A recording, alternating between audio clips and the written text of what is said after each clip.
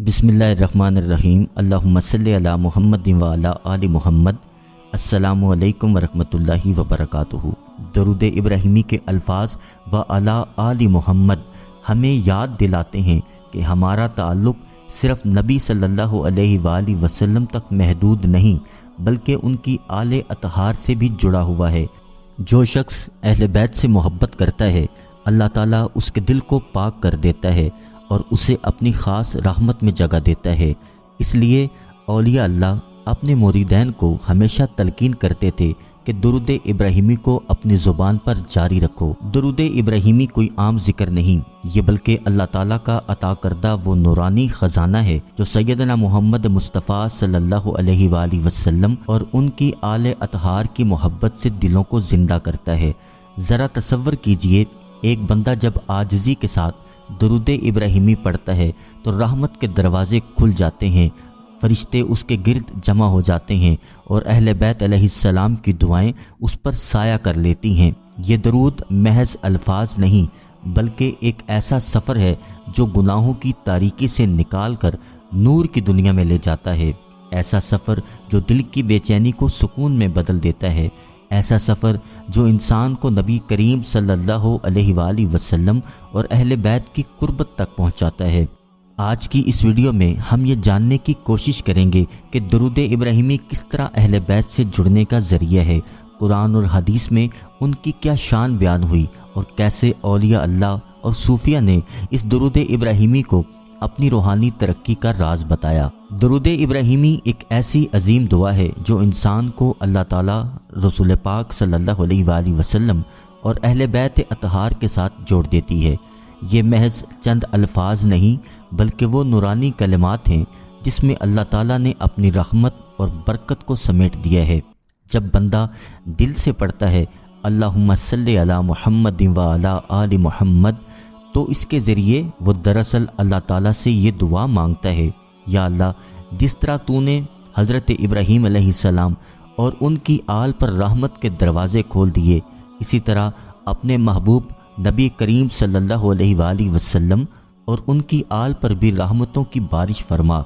ये अल्फाज बंदे को अहले बैत के फैज़ान और उनकी दुआओं के हसार में ले जाते हैं। कुरान मजीद में अहले बैत की शान को अल्लाह पाक ने बुलंद करते हुए फरमाया, अल्लाह का इरादा है अहले बैत से हर तरह की नजासत को दूर कर दे और उन्हें कामिल पाकीज़गी अता करे। गौर कीजिए, ये कोई आम ऐलान नहीं बल्कि अल्लाह ताला की तरफ से एक सनद है कि अहले बैत हर किस्म की कसाफत से पाक हैं और नूर खालिस से मुज़य्यन हैं। जब कोई बंदा दुरूद इब्राहिमी पढ़ता है, आले मोहम्मद सल्लल्लाहु अलैहि वसल्लम पर दुरूद भेजता है, तो वो इस ऐलान ततहीर के फैज़ान में शामिल हो जाता है। इसके दिल से तारीकियाँ ख़त्म हो जाती हैं और नूर दाखिल होता है। रसूलुल्लाह सल्लल्लाहु अलैहि वसल्लम ने अपनी उम्मत को एक ऐसा रूहानी तोहफ़ा दिया है जो क़यामत तक हमें हिदायत देता रहेगा। आप सल्लल्लाहु अलैहि वसल्लम ने फरमाया, मैं तुम्हारे दरमियान दो भारी चीज़ें छोड़ के जा रहा हूँ, एक अल्लाह की किताब और दूसरी मेरी अहले बैत। अगर तुम इन दोनों को मजबूती से थामे रखोगे तो कभी गुमराह ना होगे। ये हदीस इस बात की ज़मानत है कि हिदायत और निजात के रास्ते अहले बैत की मोहब्बत और कुरान के साथ जुड़े बगैर मुकम्मल नहीं हो सकते।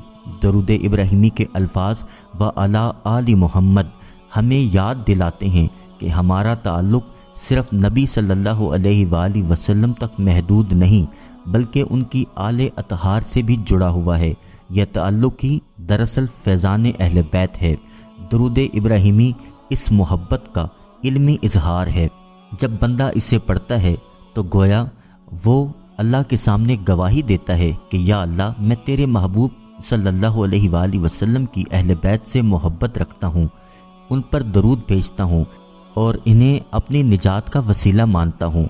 औलिया अल्लाह और सूफिया कराम हमेशा अहले बैत की मोहब्बत को अपनी ज़िंदगी का सरमाया समझते थे। हज़रत जुनैद बगदादी रहमतुल्लाह अलैह फरमाते हैं कि दरूद शरीफ ख़ुसूसन दरूद इब्राहिमी अहले बैत के फैज़ का दरवाज़ा है। हज़रत शेख अब्दुल कादिर जिलानी रहमतुल्लाह अलैह फरमाते हैं, जो शख्स अहले बैत से मोहब्बत करता है अल्लाह ताला उसके दिल को पाक कर देता है और उसे अपनी ख़ास रहमत में जगह देता है।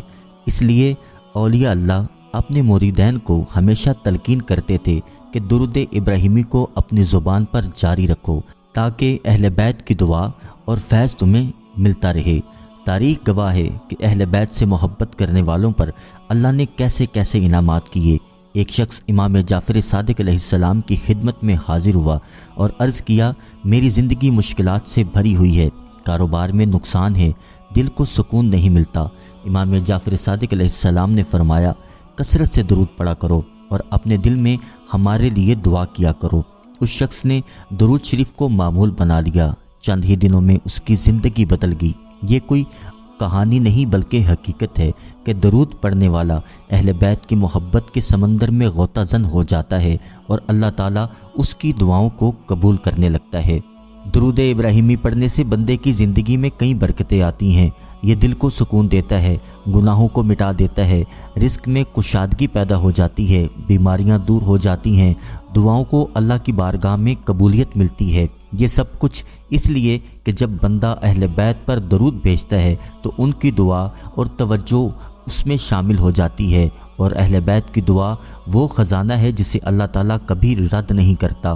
روحانی کیفیت کے اعتبار سے درود ابراہیمی ایسا نورانی ذکر ہے جو انسان کے دل کو نرم کرتا ہے، انسان کے سینے کو وسعت دیتا ہے، اس کی آنکھوں کو سکون دیتا ہے۔